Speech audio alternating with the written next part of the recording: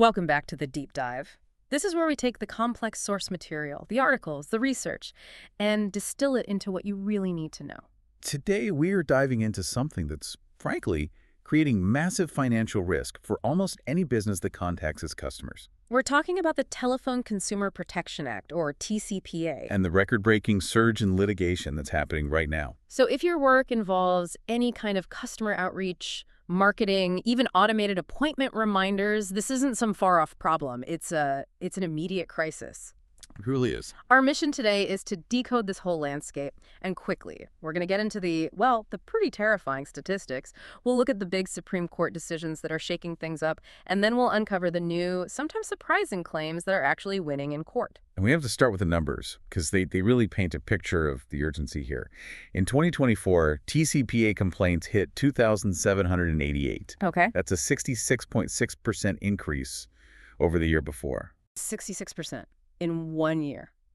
That is just an explosive rate of growth in legal exposure. And it didn't slow down. It just continued right into 2025. By the end of May, filings were up nearly another 40% compared to that same period in 2024. Wow. But here's the number that really drives the risk. Let's look at the class actions. Okay. First quarter of 2025, we saw 507 class action lawsuits filed. That's a 112% increase from Q1 of 2024. 112%. That's the number that should stop you in your tracks. Because with TCPA, we're not just talking about one person complaining, are we? We're talking about liability that just multiplies. Absolutely. The TCPA allows for $500 per violation, per call, per text. And that can be tripled. Up to $1,500 if the violation is found to be willful. So in a big campaign with thousands of texts or calls, those damages, they don't just add up, they multiply exponentially. And that multiplication, that mechanism, is why the TCPA is sort of in a league of its own in consumer protection law. It is. Around 80% of all TCPA lawsuits right now are class actions. 80%? Yeah. I mean, compare that to other big consumer laws like the FDCPA or the FCRA. For those, class actions are maybe 2 to 5% of the filings. So the TCPA is fundamentally built for class actions, which is why this surge is creating such a massive risk for companies. Okay, that definitely sets the stage. So let's zoom out for a second. The TCPA was created back in 1991. What was the original problem they were trying to solve? Well, it really boiled down to two things that came with cheap telemarketing. First was the obvious one, the nuisance and invasion of privacy. Right, the dinner time calls. Exactly. But second, and this was crucial, they saw a risk to public safety. They were worried about emergency lines, hospitals, fire departments getting tied up by automated sales calls. And for decades, Congress basically handed the keys over to the FCC, the Federal Communications Commission, to make the rules. That's right. The FCC was the authority. They set up the National Do Not Call Registry, they defined the rules for internal DNC lists, and they gave guidance on all the murky stuff, like what counts as consent. So companies really depended on the FCC's interpretation to build their compliance programs. Completely. The FCC's word was, for a long time, the final word. But that all changed, really. In 2025, a kind of judicial earthquake hit this landscape. We have to talk about the McKesson decision. Yes, the case is McLaughlin Chiropractic Associates versus McKesson Court. The Supreme Court decided it on June 20, 2025, and it fundamentally changed the game. So what did the court actually rule? What's the immediate takeaway for you listening? The court held that district courts, when they're hearing these TCPA cases, are not automatically bound by what the FCC says the law means. It's a huge blow to what's known as agency deference. So for years, judges would just defer to the FCC's expertise. That was the tradition. But now they have to decide for themselves what the TCPA actually means. That's the key. They have to use traditional statutory interpretation. The FCC's long history of sort of expanding TCPA liability through its own rules, that can all be challenged now.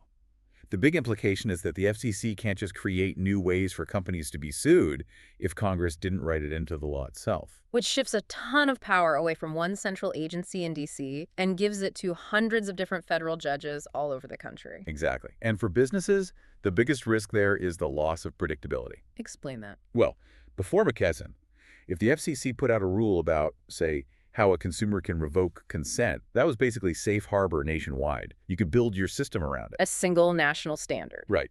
But now an aggressive lawyer can walk into a courtroom in, say, California and argue the FCC's rule is too broad, and the judge has to decide that issue from scratch. So we lose that national standard, and suddenly you don't know which FCC rule is going to hold up in court. That is a huge deal. Okay, so with that uncertainty in the background, let's talk about where the litigation is actually happening now. Because for years, the big fight was all about the ATDS. The automatic telephone dialing system, yeah.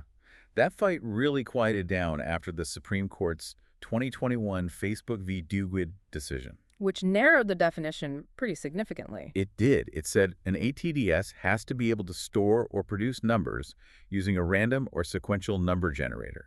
The focus is on generating the number, not just dialing it quickly from a list. And the lower courts have really stuck to that narrow definition, even in 2024. Oh, they've been very unified. The Second, Third, and Ninth Circuits were all clear. They rejected these attempts to broaden the definition. They said, look, if your system just randomly picks the order to call people from a list you already have, so-called list mode calling, that is not an ATDS. So if the ATS definition is tighter than ever, why are class actions up 112%? It has to be coming from somewhere else. It is. Plaintiffs' lawyers have found new frontiers. They're using other parts of the TCPA that have nothing to do with whether an ATDS was used. And what's the biggest new trend? The most, I'd say, shocking one is this onslaught of complaints about misleading caller ID. They're trying to sue based on the FCC's caller ID regulation. Okay, why is that so novel? I thought the FCC was the one who enforced caller ID rules, usually with fines. That's the whole issue. It's typically been an FCC administrative thing. But a few lawyers have managed to argue that a consumer should be able to sue for $500 a call if they think the caller ID was wrong or misleading. That seems like a legal stretch, but there's one case that opened the door, right? The Dabrowski case in Michigan. That's the one, Dabrowski v. SelectQuote. In March 2025, that court accepted the argument. It said consumers could sue over the caller ID rule. Now, it's still just one outlier case, but it created the playbook. And one judge saying yes is all it takes to trigger thousands of copycat lawsuits all over the country. Everyone is just hoping to find another judge who agrees. That is a perfect example of how this works. It is. And another area where plaintiffs are having a lot of success is just expanding what counts as an advertisement or a solicitation in the first place. They're looking past the technicalities to, well, what, the economic reality, the commercial nexus. That's the term the courts are using. Take a Fourth Circuit case from 2024, Family Health v. Pulse 8. A company sent a fax about a free webinar. A free webinar. So you're thinking, how can that be an ad if nothing's for sale? Exactly.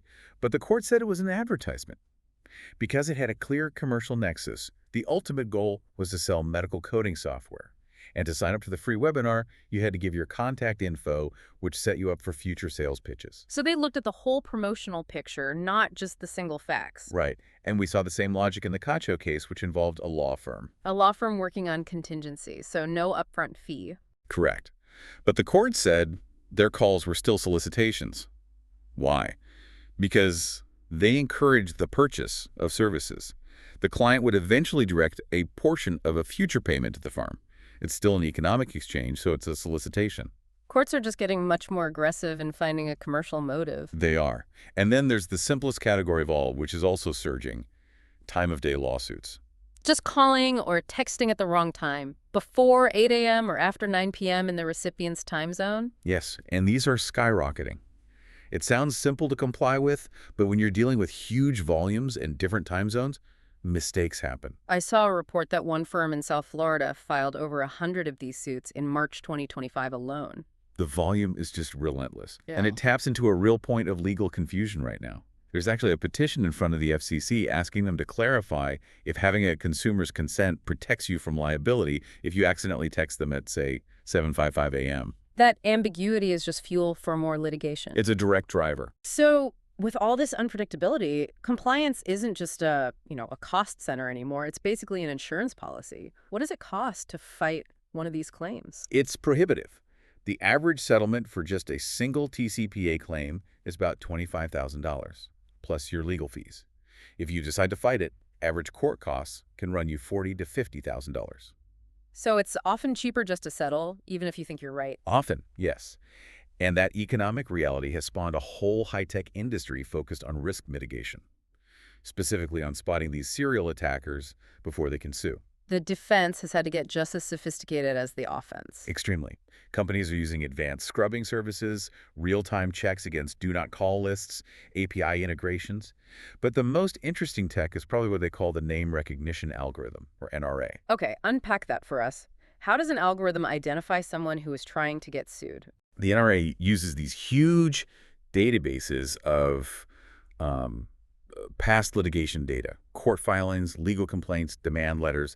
It's a predictive tool. It takes the information from a new customer name, address, phone number, and it cross-references it against all these known plaintiffs. So it's not just checking a phone number against a list, it's building a profile of a litigator. Exactly. It's looking for behavioral patterns. So if a known plaintiff, maybe one who has sued before, using a slightly different name or prepaid phone, contacts your business, the NRA flags them instantly. And that lets the business do what? Just cut off all contact. Pretty much. It allows them to put very specific, documented processes in place to ensure that person never gets another call or text. It effectively disarms the lawsuit before it even starts. And you need that kind of proactive defense when you see how organized the other side is. The defense industry actually tracks different types of plaintiffs, right? They do. It's a whole ecosystem. They track everyone from the one-time filer to the multi-case litigator. And then there's the professional litigator, someone who files multiple confirmed cases year after year. And what about TCPA trolls? What's the definition there? A troll is usually someone who hasn't actually filed a lawsuit yet, but they're sending out a lot of demand letters. They're basically fishing for quick, cheap settlements without ever going to court. The service has also tracked the specialized attorneys and even people who just file a lot of D&C complaints, just threatening to sue. It just proves that this whole surge isn't just random. It's being powered by a very professional legal and now technological infrastructure. It absolutely is. So to pull this all together, we've got the stats, the judicial overhaul with McKesson, the new types of claims, and this high-tech arms race.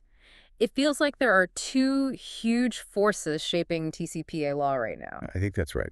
First, you have this huge judicial shift from McKesson, which is decentralizing how the law is interpreted, pulling power away from the SEC. Right. And second, you have this rapid, very opportunistic expansion of new claims that don't rely on the old ATDS definition at all, things like caller ID and time of day violations. So the law is more uncertain, more complex, and more volatile than it has been in a long, long time.